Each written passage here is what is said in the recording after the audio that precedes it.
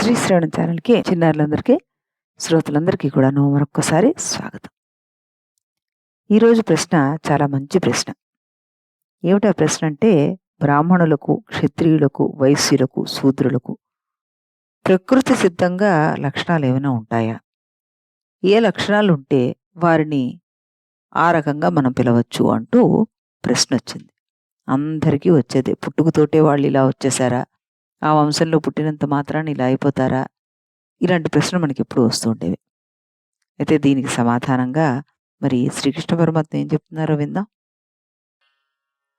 బ్రాహ్మణ క్షత్రియ విషాం శూద్రాణాం చ పరంతప కర్మాణి ప్రవిభక్తాని స్వభావ ప్రభవై గుణైః శమోదమస్తపః శౌచం శాంతిరాజవమేవ చ జ్ఞానం విజ్ఞానమాస్తిక్యం బ్రహ్మ కర్మ స్వభావజం శౌర్యం తేజో ధృతిర్దాక్ష్యం యుద్ధే చాప్యపలాయనం దానమీశ్వర భావశ్చ క్షాత్రం కర్మ స్వభావజం కృషి గౌరక్ష్య వాణిజ్యం వైశ్య కర్మ స్వభావజం పరిచర్యాత్మకం కర్మ శూద్రస్యాపి స్వభావజం. చక్కటి ప్రశ్న. దానికి సమాధానం భగవంతుడు ఎంత అద్భుతంగా ఇచ్చారో వినండి. ఇంద్రియాలను నిగ్రహించడం, మనస్సును అదుపులో పెట్టుకోవడం, తపస్సు చేయడం అంటే అనుకున్న పనిని ఒక తపస్సుగా శ్రద్ధాభక్తులతో చేయగలగాలి. శరీరాన్ని, మనస్సును పరిశుభ్రంగా ఉంచుకోవాలి. తన జీవనానికి కావలసిన వరకే సంపాదించుకోవాలి, కానీ ఎక్కువ సంపదలు, సుఖాల జోలికి పోకూడదు. శరీరము, మనస్సు శుచిగా ఉంచుకోవడం, ఓర్పు వహించడం, కపటం లేకుండా సక్రమమైన ప్రవర్తన కలిగి ఉండడం, త్రికరణ శుద్ధి కలిగి ఉండాలి. అంటే మనసులో అనుకున్నది మాటలతో చెప్పేది, చేతలతో చేసేది ఒకే విధంగా ఉండాలి. నిరంతరము వేదాలు, శాస్త్రాలు అధ్యయనం చేయడం ద్వారా జ్ఞానం సంపాదించడం, సంపాదించిన జ్ఞానాన్ని అనుభవంలోకి తెచ్చుకొని ఇతరులకు మార్గదర్శకంగా ఉండడం, దేవుణ్ణి నమ్మడం, వేదాల మీద, శాస్త్రాల మీద నమ్మకం కలిగి వాటిని నిరంతరం అధ్యయనం చేయడం, గురువుగారి యందు భక్తి కలిగి ఉండడం, ఇవి బ్రాహ్మణులు ఆచరించవలసిన కర్మలు. ఈ కర్మలన్నీ బ్రాహ్మణుడికి స్వభావ సిద్ధంగా పుట్టినవి. ఈ కర్మలు ఆచరిస్తేనే అతడు బ్రాహ్మడు అని అన్నారు శ్రీకృష్ణ పరమాత్మ. స్థూలంగా చెప్పాలి అంటే వేదాలను, శాస్త్రాలను అధ్యయనం చేయడం, వాటిని ఆచరించడం, శిష్యులకు బోధించడం, వేద విజ్ఞానాన్ని గురు శిష్య పరంపరంగా తల్లిదండ్రులు తమ కుమారులకిచ్చే వారసత్వ సంపదగా తరతరాలుగా వ్యాప్తి చెందడం, మానవుల్ని ధర్మ మార్గంలో నడిపించడం, దీనిని బ్రాహ్మణ కర్మలు అన్నాడు. ఇవి చెయ్యని వాడు పుట్టుకతోటి బ్రాహ్మడు అయినా కూడాను కర్మరీత్యా, స్వభావరీత్యా బ్రాహ్మడు కానే కాడు అంటున్నాడు శ్రీకృష్ణ పరమాత్మ. తర్వాత శౌర్యం తేజో ధృతిర్దాక్ష్యం అన్నదానికి సమాధానం చెప్తున్నారు ఆయన. ధైర్య, శౌర్య పరాక్రమాలు కలిగి ఉండడం, తేజస్సు కలిగి ఉండడం, ఎదుటివాడితో పోరాడే శక్తి సామర్థ్యాలు కలిగి ఉండడం, పాలించే సామర్థ్యం కలిగి ఉండడం, అందరినీ అదుపులో పెట్టగలిగే నేర్పు, శాసించగలిగిన స్థైర్యం, అమితమైన పట్టుదల కలిగి ఉండడం, పిరికితనము, యుద్ధంలో పారిపోయే బుద్ధి లేకుండా ఉండడం, పేదలకు, అర్హులకు దాన ధర్మాలు చేయడం, పరిపాలన దక్షత, న్యాయశాస్త్ర నైపుణ్యము కలిగి ఉండడం, ఇవన్నీ క్షత్రియ ధర్మాలు. ఈ లక్షణాలు ఉన్నవాడు ఎవరైనా క్షత్రియుడే. బ్రాహ్మణుడు తన బుద్ధిని ఉపయోగిస్తే క్షత్రియుడు తన శరీరాన్ని, బుద్ధిని రెండింటిని ఉపయోగిస్తాడు. బ్రాహ్మణుడు మంత్రిగా మంత్రాంగం చేస్తే క్షత్రియుడు తన క్షాత్రంతో దాన్ని సమర్థవంతంగా ఆచరిస్తాడు. అందుకే ముందు నుండి బ్రాహ్మణ క్షత్రియులకు అవినాభావ సంబంధం ఉంది. దేశాలకు మధ్య జరిగే యుద్ధాలలో సైనికులు పాల్గొంటారు, ధైర్యంతో పోరాడతారు. కానీ మనలో కూడా ప్రతిరోజు మంచి చెడులకు మధ్య యుద్ధం జరుగుతూనే ఉంటుంది. ఇది చెయ్యాలా, అది చెయ్యాలా, అవునా కాదా అనే సమస్యలు, ఈ విరుద్ధ భావాల మధ్య నిరంతరం అంతర్యుద్ధం జరుగుతూనే ఉంటుంది.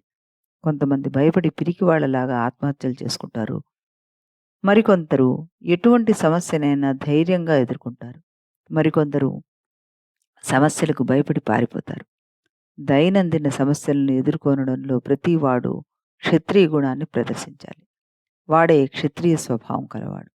పిరికితనంతోటి ఆత్మహత్యలకు పాల్పడితే వాడికి క్షత్రియ స్వభావం లేనట్టే. అంతేకాకుండా క్షత్రియ స్వభావాల్లో పరిపాలన, న్యాయ నిర్ణయము ముఖ్యమైనవి.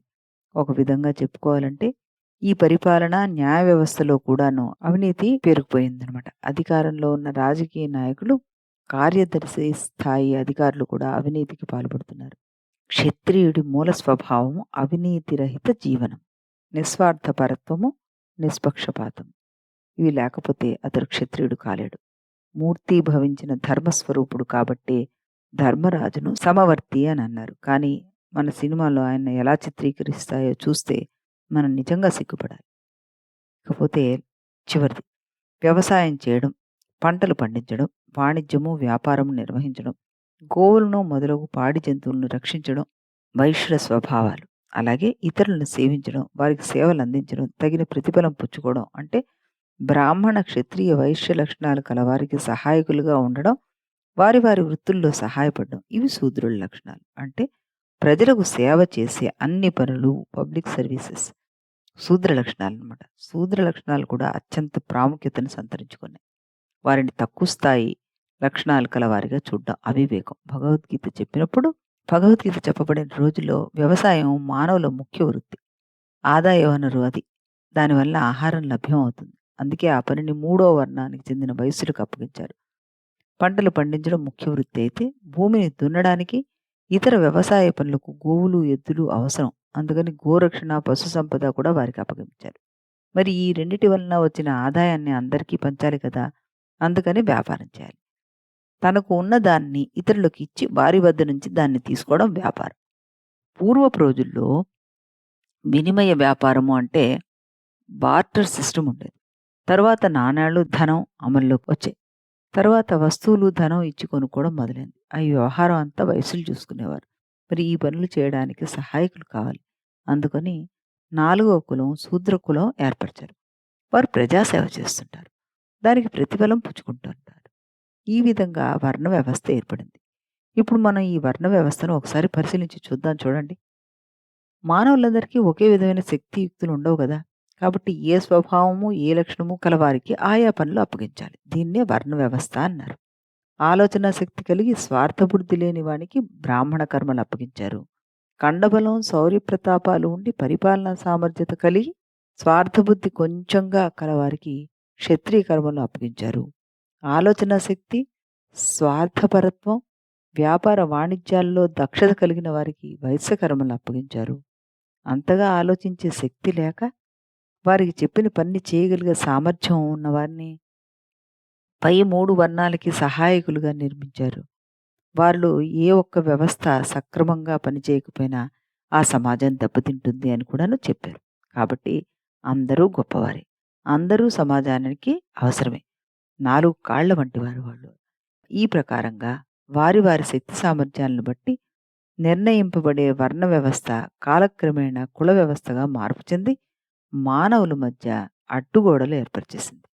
ఆ తర్వాత గుణాలను బట్టి చేయవలసిన కర్మలు స్వార్థం ప్రబలిపోయి ధనము, ప్రతిఫలమే ప్రధానంగా రూపొంది. డాక్టర్ల కులం, లాయర్ల కులం, ఇంజనీర్ల కులం, సాఫ్ట్వేర్ల కులం, రాజకీయ కులం, ఇలాగ ధనము, పదవి, హోదా ఇవే ప్రధాన లక్షణాలుగా రూపొందిపోయాయి. పుట్టుకతో వచ్చిన కులాలు రిజర్వేషన్ రూపంలో మనుషుల మధ్య భేదాభేదాలు, భావోద్వేగాలు, ద్వేషాలు రెచ్చగొట్టడానికి మాత్రమే ఉపయోగపడుతున్నాయి. ఇది ఈనాటి వ్యవస్థ. ఈ వ్యవస్థను చూసి నిజంగా మనం సిగ్గుపడాల్సిందే. శ్రీకృష్ణ పరమాత్మ ఏర్పరిచిన వ్యవస్థకి దీనికి సహస్రం తేడా ఉంది. కాబట్టి మనం ఈ వ్యవస్థని అర్థం చేసుకోవడానికి చక్కగా ప్రయత్నించి దాని యొక్క ధర్మాలను ఫాలో అవుతుండుంటే ఈ స్థితి మన ఎవరికి కూడాను వచ్చుండేది కాదు.